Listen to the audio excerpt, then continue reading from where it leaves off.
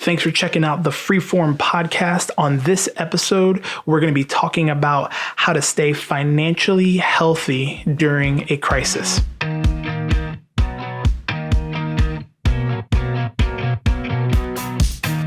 All right, thanks for checking out this episode of the Freeform podcast. As always, I am your host, Efa Mbodo, and I am super excited to have with me my good friend and buddy, Levi Carter. I'm going to give him a moment to introduce himself, but I just wanted to tell you all, this is what we're trying to do. This is what we're trying to bring to you is just genuine content. So if there's anything that you want us to bring to you that we're not talking about yet, we'd love to add some more people to the interview list. But I'm really excited because I don't have to talk that much today. I really get to listen and learn. So Levi, just if you would just give a brief, interview of who you are and let the people know kind of what you're about and where you're at. Yeah, you bet. Thanks for having me on, Efa. And it's been great to not only enjoy and value your friendship, but also just get to learn about your journey as well as an entrepreneur and as a small business owner. My wife and I own CBFC, which is a full-service accounting firm and part-time CFO company focused on championing the success of small businesses. There's a lot of people in this space, not a lot of people in this space that are focused on businesses with revenues under 1 million. Yeah. And so, we're aggressively going after that market. And in 5 years, we're going to own that market. We have big dreams and we're pumped about it. And we're rocking and rolling. It was tax season and then the apocalypse happened and now it's SBA loan season. And we're just honestly, we're living the dream. We're in a really fun season. So really briefly, dive into a little bit more, just real quick on like, what do you mean by part-time CFO? Because I don't understand that lingo a little bit. Maybe. Yeah, you bet. So let's say a few years from now, Efa, you're a big deal and your business is doing $7-8 million. And you're going to make a full-time financial hire at that point, either what they call a controller or a CFO, some version of a guy that's just there to manage the financial end of your business. The problem is if you last that long, if you last 7 years as an entrepreneur, you've already made all your mistakes. So you need the most support now when your business is early on in its first 1, 2, 3, 4 years. Yeah. But you probably don't have $100,000 laying around to make that financial hire. And so usually the only sort of support is an outside accountant that a small business owner might have. And so we're there to kind of fill that interim gap where we'll come in more than an outside accountant and we'll come in on the inside of your business for short-term engagements, usually around 6 months. And we'll do financial planning. We'll solve operational inefficiencies. We'll do tax planning. And our specific brand is we do that on a pay-for-performance model, meaning that if we're not effective, we don't make the big bucks. Now, my goal, Efa, is for you to save a ton of money through me, and you pay me a ton of money. That's the goal, is for me to make a ton of money off of you, but you're only going to pay me those big bucks if we're effective in our role. Versus you calling a CPA and saying, hey, can you just play around with my numbers for $250 an hour and see what you come up with? That's never a phone call you're going to make as a small business owner, is it, right? Yeah, exactly. So we've tried to build a model where people are willing to take that chance on us because they're only going to pay us for results. I love that. So interestingly enough, for everyone who's tuning in, I met Levi in a place where I was in a place in my life where I actually needed somebody to speak into that financial area of my life. And so he actually helped me dramatically with finances. But the crazy thing is that at the time that we met, you weren't anywhere in this space. So give us a little bit of a history of like how you got to being where you are today. Yeah, you bet. Well, I was really fortunate to work for a corporation and do something similar to what I'm doing today that gave me an opportunity to figure out that I'm really passionate about this. And I worked for a clothing retailer. That clothing retailer moved us around and gave us the opportunity to make unprofitable stores profitable. And it was in that journey that I figured out, hey, I'm pretty good at this. And I could do this for someone else or for a big corporation, or I could do this and build the financial legacy of my own family. And more importantly, I could be making an impact on a small business where this would be transformative versus a corporation who's just going to give a little bit of an extra dividend to their shareholders because of the results of our hard work. We were coming out of a really unique time. You were kind of in the retail space as a general manager for a while, Effa. And so you remember coming out of the 2008, 2009 financial crisis, we were unsure if traditional retail was even going to make it at that point. Yeah. And so I was in a store that was grossing $10 million and or had grossed $10 million. And after one of those years where it fell off the cliff, our sales were down $1 million. And so we did this kind of transformative financial process where on that year where we lost $1 million in sales, that sort of profited and turned more profits into the company. The bottom line was bigger than it had ever been because we fixed inventory problems. We solved theft issues. We streamlined scheduling and HR issues. We eliminated unnecessary redundant positions, and we pulled the levers to make it a much more effective financial business. And so it's just been a lot more impactful to do that for small companies, even though we had a lot of fun doing it for a big one. So tell me a little bit more about kind of with what you're doing now for the small business world, like. What's some of the big, pitfalls that people are walking into already, or things that you kind of see routinely where you're like, man, this is something, if you're going to go into business for yourself, this is something you need to know right off the beginning, right off the jump. You bet. Well, I think that I want to be sensitive to the businesses and even personal finances. I think all the same principles apply across the board. I want to be sensitive to the people that are really hurting right now. And so when I say what I'm about to say, I'm going to speak as a coach. So there may be some hard truths in this, but I'm also not insensitive to what you're going through. I think that when the economy retracts like it is right now, it exposes the weight or the lack thereof of what in the accounting world we call your balance sheet. Okay. And the balance sheet contains things like assets and liabilities. Okay.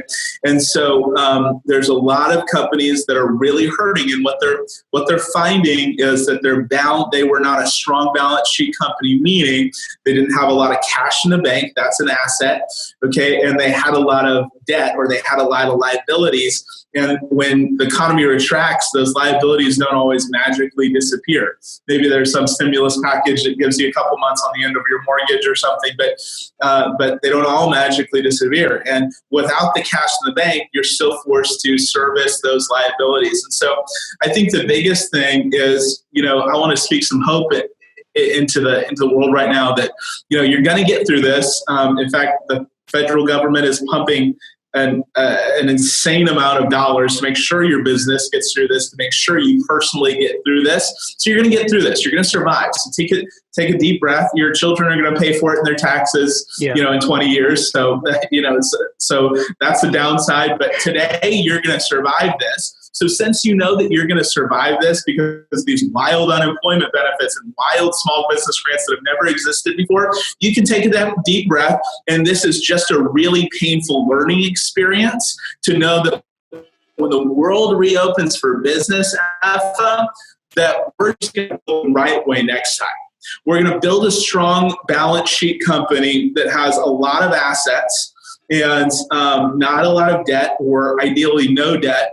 And we're going to be firmly positioned, for the next, economic retraction. And so, it's an expensive and it's a painful investment in your education right now for small businesses that are struggling. But I think that's okay. I think you can take a deep breath. You're going to survive this. We pray for all of our clients, and very, as people of faith, we're very confident in God's goodness and His faithfulness. And so, as people of faith, we just believe that. So I'm extremely hopeful, and that makes me excited about the education opportunity. That people are going to be willing to come out of this in 2 months and sit down and have conversations about debts that they've never had before. They're going to have conversations about where they're transparent with an outsider with their finances that they were never willing to have before. Because tell me if I'm wrong. At least this has been the case in my life, Effa. Tell me if I'm wrong in your life. There's a huge shame factor when you're talking about finances. Totally. Like, you might know you need an outside voice, but it's like a taboo conversation, even for marriages. Sometimes it's one of the things that you don't like, do I talk to my spouse about this? Do I not talk to my spouse about this? And when you're an entrepreneur, it becomes even more of like a guarded area, because you're going, I started something, like I began something, and everybody knows that the finances have to be right in order for that thing to flourish or to keep growing.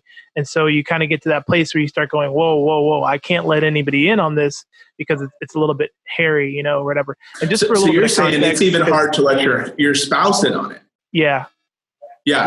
And so how much more like an outsider? Yeah. There's such this moment where it's like, you're in a room full of strangers in your underwear or something.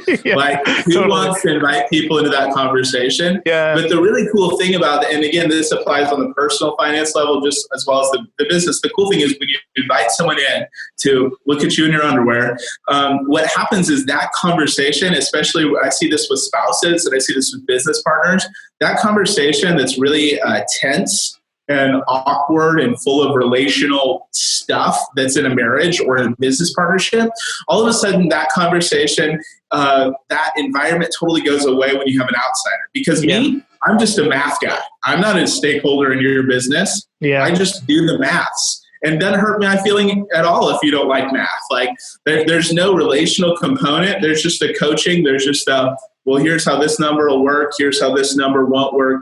And all of a sudden, these conversations that what might have taken you and your spouse a year of progress in sort of tense, what I call like kitchen table conversations, where there's just so much relational stuff. A lot of times I can work through that with a business, in a few weeks, what it might have taken them a year to do because they've got all the relational tension. And so it's interesting. It has kind of the opposite impact that you might think once you're willing to take that bold step and be transparent, That's great. And I want to give a little bit of context because depending on when you're listening to this episode or consuming this content, you may be like thinking, why are you guys talking about such a drastic thing? And right now we're recording this right in like the beginning of April in 2020. And so if you're old enough, you remember that this is sort of the coronavirus COVID-19 era. So there's a lot of businesses that are struggling right now. And I just thought it would be a meaningful time for me to chat with Levi about just the financial aspect and just personal life. And like you were saying, man, that whole, we're going to come out of this changed is such a real thing. People are going to come out of this, like you said, thinking more about, hey, assets and liabilities, balance sheets, things like that. So let's get really practical here for a few minutes. Like if I'm in business or if I'm trying to start a business, because even right now, this is a great time. People are, they're getting innovative, they're getting creative, they're coming up with new ideas. What are the like step 1, step 2, step 3? This is what you need to do to try and, if we'll call it this, to try and pandemic proof your business. So what are the sort of the practical step 1, step 2, step 3s for finances?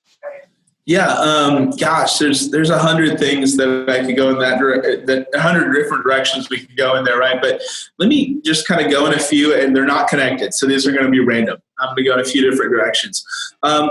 The first thing that we actually we knew that what goes up must come down, and so 6 months ago we actually started talking to a few of our clients about recession proofing their business, and we didn't know that it was going to be a wild pandemic. Nobody would have guessed that 6 months ago, right? But we knew that the economy had been up for a very long time, and most of our clients had not led a business through a recession. They had just been on this huge growth curve for 5 years straight. Yeah, and that doesn't happen forever, right? And so because of that, one of the things we started talking to them about was diversifying their products and services, where you look at all the products and services you look at and say, when the economy retracts, what of this is disposable? Okay, what of these products and services goes away? Okay, and so even within, now we see this obviously with different industries, meaning, if you could have, picked the stock to invest in, of course, we all would have wanted to invest in Instacart, right? So in other words, whenever there's an economic shift there's winners and losers, right? Like, of course, we would have all loved to own Zoom 6 months ago, right? Yeah, totally. But, there's winners and losers, industry by industry, but there's also shifts within your industry where you can sort of have a wide enough base of products and services where, well, this is a disposable part of my industry and that will go away when there's less disposable cash. Got it. But this is more of a core product. So I'll give you an example. We have a surveyor and that's one of our favorite clients, and he does a lot of work for big construction and development. And right now that infrastructure stuff has not really slowed, at least as of yet.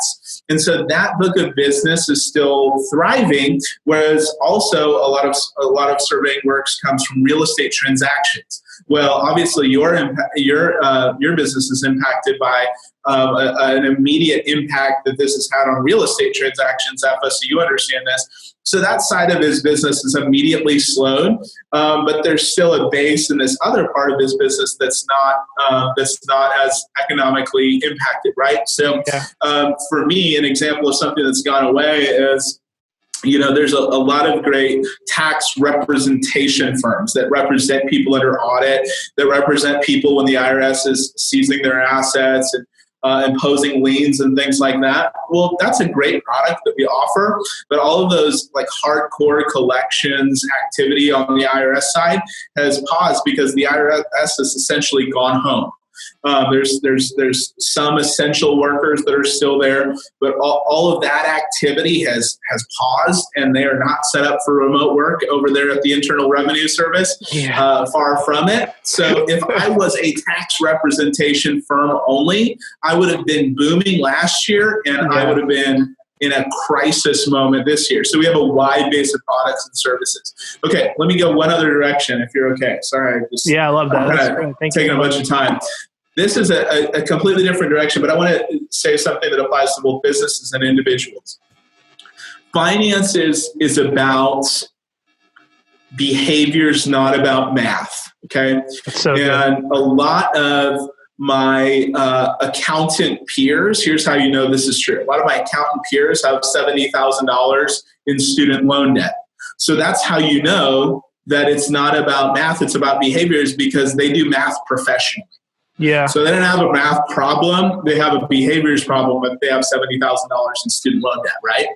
And so if you want to make a financial plan for your business or for your personal life that's going to work, I want you to dumb this down to a behavior, or a small set of behaviors that you can execute 100% of the time, and your spouse, your business partner will execute and get on board with you 100% of the time. That's why the most effective financial plan. So for me, I'm a Bible believing Dave Ramsey disciple, drank the Kool-Aid a long time ago. So for me, this is the baby steps. But the reason the most effective financial plans are effective, like the baby steps with Dave Ramsey, is because they give a simple, linear process to a singular financial goal, or maybe 2 or 3 financial goals. Okay. So for example, someone that didn't know anything about accounting, didn't know any of the terms that attorneys or accountants throw around. Okay. But if someone just woke up and decided to live on 20% less than what they bring in and executed that 100% for the entirety of their working life, they would be a decamillionaire, okay, meaning $10 million in net worth or more. I do not care if they're a plumber that at the height of their career makes $80,000 a year. If they did that from the day they were born through their working life, compound interest equations at normal market rates, invest in the S&P 500, would put that person at or near decamillionaire by the time they retire. Okay, they don't know any of the fancy language. They don't know what they're doing. They just executed one thing for the entirety of their life. They're going to win in finances, because finance is not about math. It's about behaviors. And behind the behaviors, there's always a set of values. And so that's why you have to solve the relational component between a business partner or a spouse first, because you're not going to be willing to both do the same behaviors unless you share some of the same values. And that takes a while. So what if you're having to give somebody a, group of behaviors they could do? I know budgeting is one, right? So what are the other sort of financial behaviors that you try to maybe teach some people every once in a while? Yeah, absolutely. So, I'm going to make it really simple. You've got to spend less than you make, and that's business, and that's and that's personal. It's always the same. Okay. And so I'll use an accounting term again, the balance sheet, right? How you add to the balance sheet is you have this profit and loss statement, okay, which is a temporary statement for, let's say, a year, okay, where you brought in 100,000, you had 90,000 of expenses, and you had $10,000, okay? If you left those profits in your business, and again, this same math applies on the personal end, okay, if you left those $10,000 of profits in the business, then they move to what's called a permanent asset account on your balance sheet, and you have $10,000 of net worth, okay? So a reason I'm using all these complex terms is this is really important, okay? Revenue, or sales or income, money coming into your business, creates the illusion of financial stability. Got it. It's creating an illusion. It's a mirage. I brought in 100 grand last month, so I must be okay. That's creating an illusion until COVID-19 hits and the revenue is gone overnight. And you realize that even though you thought you're okay because you're bringing in 100 grand, you were also spending 110 grand. Yeah. Does that make sense? Makes so you have to, and this is the same thing for a W-2 wage earner that's, working in corporate America, pulling in a six-figure salary. The numbers work exactly the same. Okay. In other words, the big wage is creating the illusion of financial security, but because they were spending everything they made, it's just a mirage. There's no financial security until assets are increased and liabilities, meaning debts, are decreased. And so you've got to build a lifestyle through a budget. That's the practical tool. You got to build a lifestyle where you spend less than you make. That's step one that will change your life. And then again, I think step two, I know it doesn't sound practical, but you've got to just land on a plan where you do 1, 2, or 3 at the most of the right things. Okay. How can you simplify this? Because people get scared of terms, financial terms, or, when they sit down to an investor, they're intimidated with an investment advisor, they're intimidated by this. So, okay, that's my point. So then you kind of push it over to your investment advisor. You're not involved in your own financial health, and then it all goes to hell. You can't do that. You got to manage this. You got to take control and do one right thing. So let me give you an example of where simplicity. So I mentioned the Dave Ramsey plan. Let me mention another one. There's a freedom number movement. And I love this because it's the same thing. It's someone sat down with, maybe you do sit down with a financial advisor once and you go, hey, I'm financially free when I have $1.5 million in the bank. Well, how does that work? The reason it works is because if you're doing it right, your money starts to work for you. Yeah. So if you have a $1.5 million portfolio earning 10% a year, it's gonna lay $150,000. It's the goose that lays the golden egg. $150,000 golden egg every year. You live off of the golden egg for the rest of your life. You never touch the 1.5 million. And you still give the 1.5 million to your kids, okay? So the freedom number movement is based on how do I get to whatever my number is, and it would be different depending on your lifestyle choices. How do I get there as fast as possible? And we're going to build towards that number in an insanely aggressive way. And so if you Google freedom number on the internet, there are people that hit their number when they were 29, 35, 46, 48. But what does that tell you? It tells you that they pick a financial advisor or whoever gave them one number and just said, do whatever it takes. Yeah. Take all the overtime, invest aggressively as possible, work 4 jobs, each of you, do that for 15 years, get your freedom number, and then the rest of your life is yours. It's all about how can I make a simple plan and execute 100% of the time. Yeah. So what would you tell somebody right now who's like, okay, I hear everything you're saying, Sure. but maybe they've tried it before or they're in business right now and they're like, I don't know if I can afford you, Levi, and I don't know if I can fix my financial issues. I've been with that mindset of I got $100,000 in last month and I think I'm good, but now I'm realizing I'm not. What would you tell that person? Like, what would you say to the person who's like, I just don't know if I can make the change or if I don't know if I, can afford the change, if that makes sense. Yeah, absolutely. Well, I'm not here to make a sales pitch, so you might not be at the place where you need someone like me.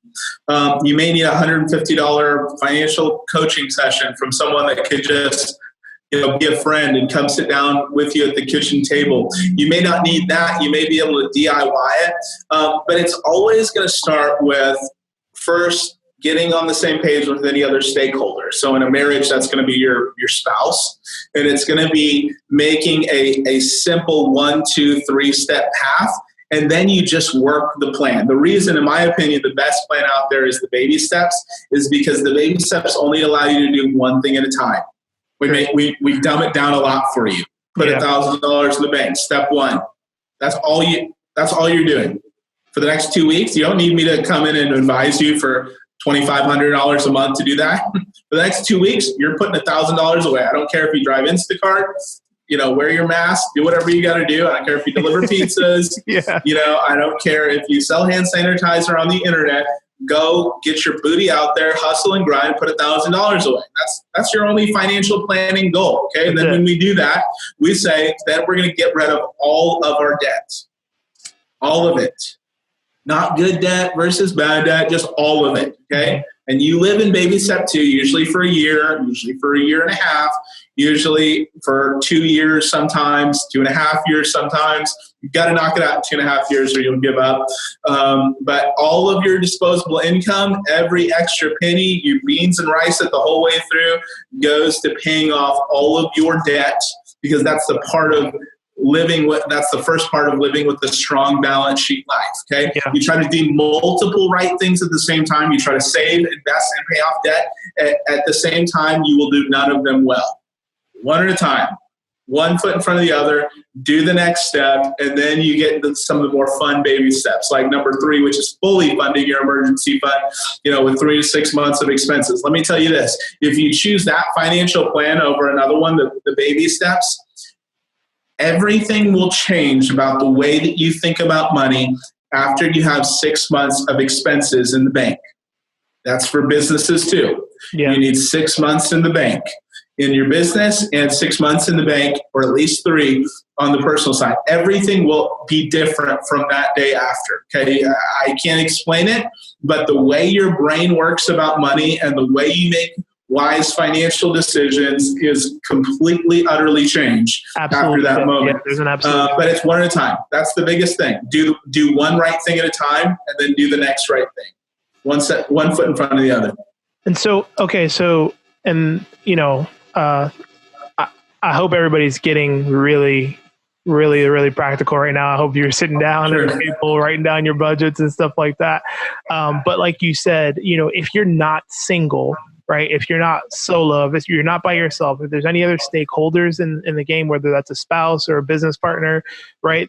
There has to be a conversation that's going to happen around the finances. And so like what's happening right now is probably you're getting excited about it, listening to this or consuming this content, but then you have to get somebody else bought in and weighed in. So can you speak to that a little bit, Levi? Can you talk about, because I have some ideas, because I've had these conversations before with business partners and with my spouse about how we get on the same page. But is there any quote unquote scripting that you could give somebody who's like, I'm so nervous about having this conversation. I don't know what to say, how to tell them, like, hey, we're going to eat beans and rice for the next 6 months. So that way we can get out of debt. Is that going to apply? So what's maybe a very easy or practical way that you could help somebody lay out this conversation that they need to have with another stakeholder? Yeah, I think the easiest way, especially if you're listening to something like this, or listening to other financial content and realizing that you're on an island and your spouse is on a different island. If your gut tells you that your value system is very different, I don't think you jump right into the conversation. I think you jump into education. So what do I mean by that? I mean, hey, we're going to go spend a couple $100 and go to some financial event, some sort of workshop. We're going to listen to what this guy has to say. And then, 2 weeks later, we're going to listen to a podcast on someone who thinks wildly different. Okay. So, again, even though I am very opinionated about the right way to do things, I have colleagues in the financial industry who believe very differently of me. I'm thinking about my friend Michelle, who's a financial advisor. We have very different ideas about how you should, what kind of investment products you should use. And she really sharpens me. Okay, it's not one size fits all. So you should go listen to a podcast, someone that thinks very differently than you or differently than me on some of this stuff. And then you should go, then go pick up Rich Dad, Poor Dad. Listen to some ideas there, get a completely different perspective on wealth, right? I think you should listen to a diverse set of opinions and start a dialogue about finances, not your finances. For sure. Start a dialogue about, I wonder how finances should work. I wonder how wealth building should work. And then someday you're going to have enough healthy dialogue there where you can actually have the real deal conversation the kitchen table. And there's a lot more positivity around that subject than what you're feeling today. So it might take a couple months of being really intentional about that. That's fantastic. So you did mention Rich Dad, Poor Dad, and I was going to ask you this question. And so we can, thank you so much for everything you're sharing. I hope that this is helping you. If you're listening to this and you're going, man, I want to get, more information about this, I would advise you to reach out to Levi. I'm going to put all of his contact info in the show notes and in the description on this one. But I definitely want to just take a moment, Levi, for you to just leave the audience with, just like, if there's anything you want to tell them, you could leave them with that. But then also just, practically what are, maybe 3 or 4 books that you would say, if you want to just start educating yourself on, finances, I would say read these 4 books and listen to, this podcast. I definitely, you mentioned Dave Ramsey. Dave Ramsey has an excellent podcast that everybody should listen to, or his radio show, basically. It's on every day. But what else do you think is out there? I like Total Money Makeover by Dave Ramsey. I love Rich Dad, Poor Dad. An old classic is called The Richest Man in Babylon. Podcast that I really like is the Insane Growth podcast, just because I'm all about teaching our clients that they're building a legacy for their families, and we only want them to be small businesses for a little bit. We don't want them to camp out in that identity. Well, we're just a little guy struggling. It's the struggle. Struggle's real. No, we'd rather you be wildly successful. Trust us. It's not as stressful being wildly successful as you'd like. And so I love the Insane Growth podcast because he's owned multiple businesses, but he's owned 9-figure businesses. And so if you're a 6-figure business, you need to hang out with 7-figure people. If you're a 7-figure business, you need to hang out with 8-figure people. So good. And if you're an 8-figure business, there's not a lot of them, but you need to go find somewhere in the universe a 9-figure guy. So, and if you're a 10-figure guy, you got lucky. And I firmly believe that. Yeah, that's not just skill. So I don't know that it's important for 9 figures to hang out with 10 figures. At some point, Bill Gates is just lucky. He wasn't just, he was also lucky. Okay. That's a lot of zeros. But I love the Insane Growth podcast for sure. That's fantastic. Well, Levi, thank you so much for your knowledge, for your information. Just one more time, share with the people, who you are, what you're doing, and how they can, connect with you. Yeah, absolutely. I'm Levi Carter with CBFC. We're a full-service accounting firm and part-time CFO company, just focusing on the health of the finances of small businesses. So full-service accounting means bookkeeping, payroll, tax work. We can start a relationship in a small way, and we'll grow as you get big. So that's what we do. My email will be down below in the link, but it's Levi Commission-Based Consulting. I'm on email all day, so that's probably the best way to connect with me. Levi Carter EA on LinkedIn. I post a lot of content on LinkedIn. I've got a YouTube channel as well. So feel free to reach out to us on there. And I'll just, if you're okay with it, I'd just love to leave with this closing thought, because it's kind of burning in me right now that there's hope. There's a lot of hope. And I've never seen someone start to take the right hard steps in the right direction financially. I've never seen someone begin to move in the right direction. And when it seemed hopeless, there wasn't just out of nowhere this acceleration to help move them in the right direction. But the key was sort of obedience to the process to start taking those right hard steps. I'll give you a real quick example. I talked to a couple about a year ago who owes the IRS $375,000. And it doesn't matter how much you make. That is a weight around an agency that has unlimited collection powers. And all of a sudden, things have shifted in their situation where we're going to be able to settle that in a way that's just would have been inconceivable a year ago. But things began to shift once they made a quality decision, put their heads together and said, we're going to do this thing differently, and we're going to start to make some of the small, right, hard decisions and put one foot in front of the other. And all of a sudden, opportunity opened outside of their control, and now there's hope all of a sudden.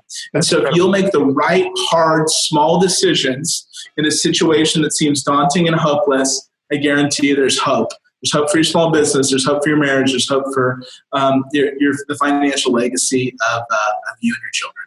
Yeah, absolutely. So thanks for checking out the Freeform podcast, where we're all about helping you dream bigger, dream better, and dream more often. Again, I'm Efa Mboto, and you can send your questions to ask@efamboto.com. That's ask@efamboto.com. Thank you again so much, Levi. I know that this is going to help expand the minds of our audience. And hopefully this is getting you all dreaming bigger about your finances, dreaming better about your finances. And when you start making more, you'll be dreaming more often about your finances. And remember, the reason why we want you to dream bigger, dream better, and dream more often is because the world around us is just a sum total of dreams realized. So if you can realize your dream, you can impact the world in which we live. So thanks for tuning in, and I hope you look forward to checking out the next episode. Thanks for having us, Efa.